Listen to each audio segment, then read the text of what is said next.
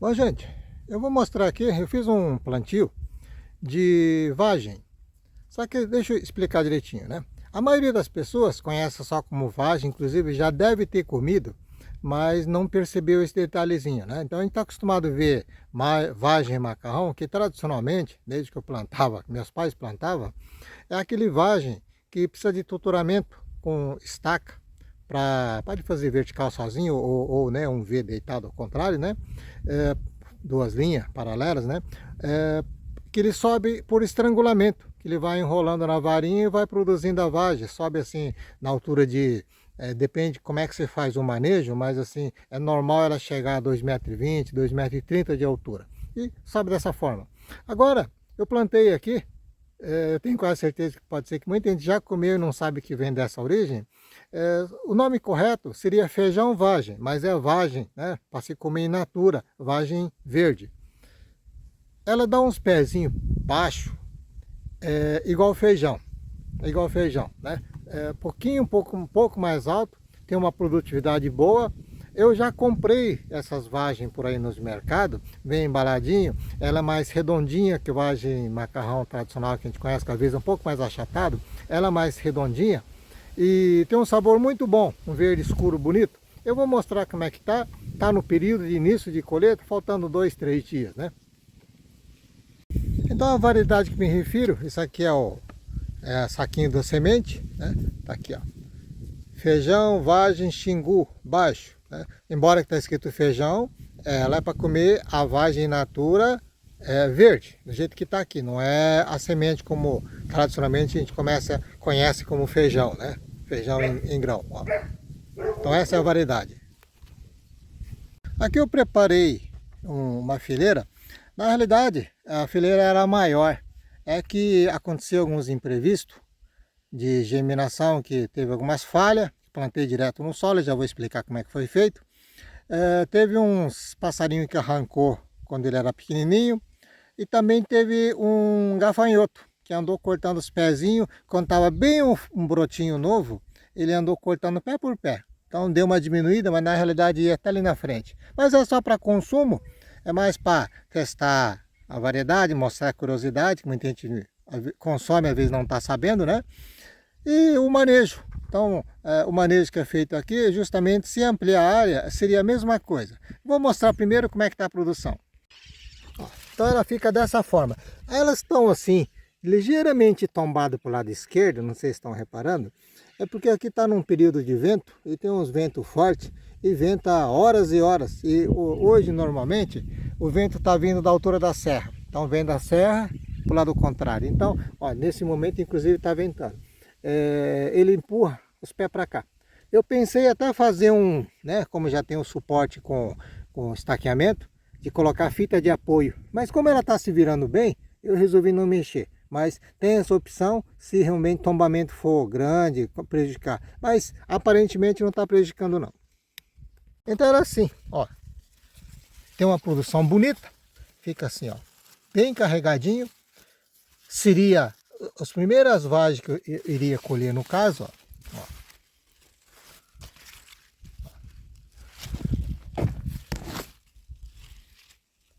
Aqui ela está com 10, 12 centímetros de comprimento.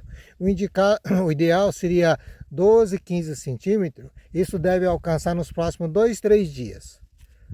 Até esse momento foram gastos 52 dias para chegar nesse tamanho do crescimento e da vagem, né? Do pé, a parte vegetativa e a produção. Esse pé está mais atrasadinho. E para mim esperar justamente mais 2, 3 dias, obviamente vai para 54, 55 dias. A indicação do fabricante para período de verão que nós estamos, verão quer dizer no tempo quente, né? Então nós estamos na época de frio, mas eu estou aqui em Vila Boa, Goiás, aqui não faz frio, é sempre quente, né? E a produção, a indicação do verão é 60 dias. Então vai sair com 55, sai os primeiros, ó. Tá bem carregadinho, ó, bem bonito.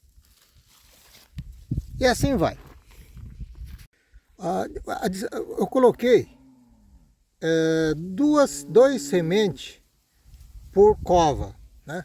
E seria uma distância de 40 centímetros de uma cova para outra e cobrir com mistura de 50% de substrato e 50% com esterco de gado. Misturei e cobri a semente. Porque esse solo aqui é um solo bem argiloso, ele compacta com muita facilidade. Tanto é que passado 30 dias, acho que se não me engano 2 vezes, eu tive que trazer uma ferramenta, tipo uns garfos, né? Para descompactar, para justamente ter esse maior arejamento da raiz do solo e a água também penetrar melhor, a água que a gente joga, né? Irriga. Mesmo colocando 2 sementes, a gente tem um trabalho de não colocar 2 sementes grudado. Então, mesmo sendo a mesma cova com 40 centímetros de distância, entre as sementes eu costumo manter assim algo em torno de 6, 8 centímetros de distância entre as sementes. Então, ela fica mais próxima, na realidade são 40 centímetros por cova, mas as 2 sementes estão separadas em 8, 10 centímetros aproximadamente. A profundidade da semente, né? Cuidado para o pessoal não aprofundar 15 centímetros para dentro. Não, é algo em torno de 3 centímetros do solo, né? Que 3 centímetros, no caso coloquei substrato com esterco misturado 50%, 50 cada, né? E mais ou menos 3 centímetros de espessura para a proteção da semente e a germinação é o suficiente. Em termos de adubação, no preparo do solo, foram colocados 150 gramas de calcário dolomítico por metro quadrado. Uma eventual acidez, se bem que eu não tenho análise de solo, é mais ou menos no bom senso, porque eu estou na área de Cerrado, né, Goiás, Vila Boa, Goiás. Então, uma vez por ano, é bom colocar um pouquinho de calcário. Nesse caso, eu sei que não tem um teor de acidez forte, porque eu vejo pela vegetação ao redor, mesmo os capim crescendo, né? Aí também, não só o combate da acidez, mas o calcário dolomítico ele traz cálcio e magnésio, que são macronutrientes essencial para a planta. Aqui eu fiz um canteiro, né? Necessariamente não precisa ser canteiro, mas eu fiz um canteirinho baixo. Com o tempo ele vai abaixando na realidade, né? Ele tem algo em torno de 70 centímetros de largura, né? Então a base está aqui, né? Então 70 centímetros aproximadamente. Profundidade algo em torno de 30 centímetros, foi preparado. Quando sobe o canteiro ele dá um pouquinho mais, né? Então 30 seria só para baixo. Esterco de galinha curtido, coloquei 800 gramas por metro quadrado, porque era um esterco muito velho, que estava aqui guardado, aproveitei. Mas se não fosse um esterco assim, recém-curtido, por metro quadrado, algo em torno de 200 gramas, 300 gramas, estaria ótimo, né? Adicionei um pouco mais de esterco de curral, de gado, foi 2,7 kg por metro quadrado, sempre curtido. Então, nessas condições, a NPK.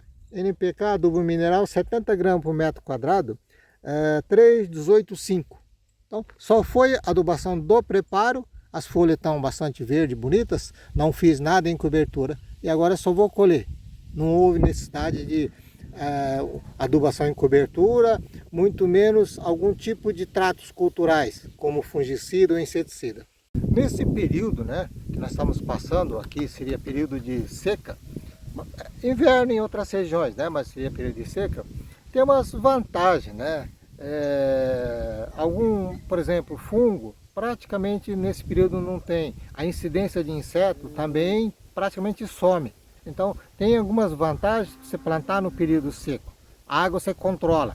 Quando está chovendo, né, clima mais abafado, tem esses problemas. Prolifera muito mais fungo, tem muito mais inseto e você não controla a água. Embora que tenha chuva, muita gente fala, chuva é bom. Mas bom se fosse só o limite. Mas se vem uma chuva forte ou chuva em excesso, ele prejudica também. E quando você coloca artificialmente, você tem um controle.